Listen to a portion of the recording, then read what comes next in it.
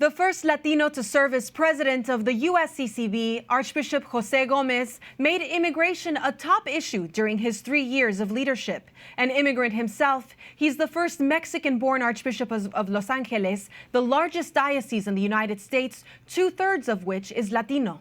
He has been an outspoken defender of immigrants and refugees and has also addressed racism head-on. He joins me now on the record to talk about the legacy of his time as president and his hopes for the future.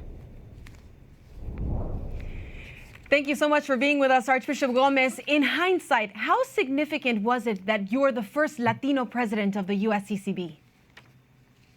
Well, I was honored to be elected president of the Conference of Bishops. So it was a blessing for me, and I hope that it was. I'm sure that it was very helpful for all the bishops of the United States to see and understand the presence of the Latinos in our country and in our church. I think. We work together. You know, we have a good number of Latino bishops in the United States, and we're always trying to make clear that the presence of the Latino community in our church and in the country is very special. And I think the bishops understand that. I think the fact that they were nice to elect me as president shows that they really appreciate the presence of the Latino community in our church. And that they understood it. Was your personal story as an immigrant a reason for your pastoral concern for migrants? Well, it is. I mean, the fact that I can identify easily with everybody coming from especially from Latin America, but obviously that's something that is part of the history of the United States. You know, I mean, historically we are a country of immigrants. So I think obviously it's obvious that even most of the bishops have relatives or people or relationships that call them to really understand the importance of immigration to our country. But I mean, the fact that they elected me as president 3 years ago, it's just a manifestation of how important it is for the bishops of the United States and for all of us in our country to find a way to have a serious and complete immigration reform. Absolutely. And you were elected in 2019, I like to say, just in time for the pandemic. How did that affect your plans and your leadership role? Well, it was something that nobody was expecting. But it's true. I mean, I was elected in November. I think the pandemic started the following year, especially in February and March. So we had to kind of adapt to that reality. But I think, in a sense, I was saying the other day that it was a special. I mean, in the sense, I mean, it was a very challenging time for all of us in our country and in the world, for that matter. But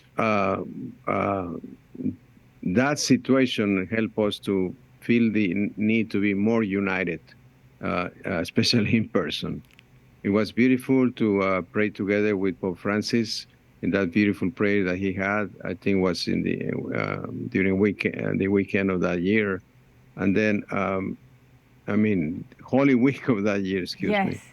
I just came back from Baltimore, so I don't know where I am. So.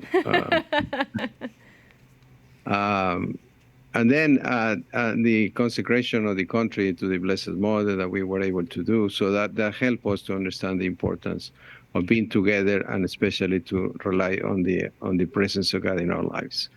So the pandemic was very challenging, but I think we can say that something good that came from that was really the need to be together in person and work together for the bishops of the United States.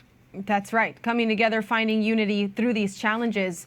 In your first interview as president, you said something that stayed with me, that bishops are not bishops are not politicians. They're pastors.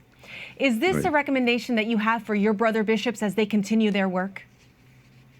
Oh, absolutely. I think all of us were ordained priests and then we ordained bishops. And I think it's clear to all of us that our call and our mission is to be pastors, to really be present to the people and help everybody to understand the beauty of the love of God for us, and how special we are in the sense that God loves each one of us, because we are all children of God, sons and daughters of God. So I think that's our mission, to bring that reality to the people of our time. Obviously, there are issues that are important in the social doctrine of the church that we want to share with everybody else, but as pastors. So I think that's something that is, I still think is really the centerpiece of our mission as pastors, as bishops in the United States. And something that you'll have the opportunity to do as well now that you're back home more, and you'll be able to spend more time with your diocese. In 2 years, we will be celebrating something remarkable, the National Eucharistic Congress, which you encouraged. What is your hope for this initiative? Well, I think for myself and for all the bishops of the United States, it's a time to all of us in our country to reflect on the centrality of the Eucharist in our lives. That really brings us the presence of Jesus in the world, and especially in our families and in our personal life. So I think it's a great opportunity that we have to bring that beautiful truth to everyone in the United States, especially to all Catholics.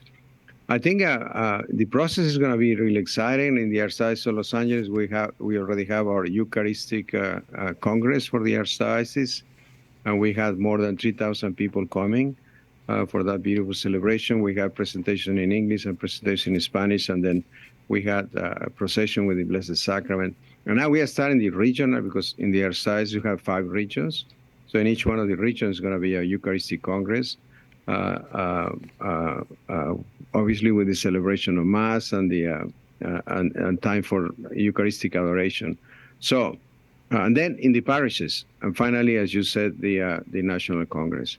So Eucharistic Congress. So I think it's a great opportunity, and we started also with that beautiful document that we published on the Eucharist, and now it's in English and in Spanish. So I think it's useful for everybody to reflect on that, and then from there we can renew our apostolic mission to really go out and help people to see the importance of the centrality of the Eucharist and the presence of God in our lives.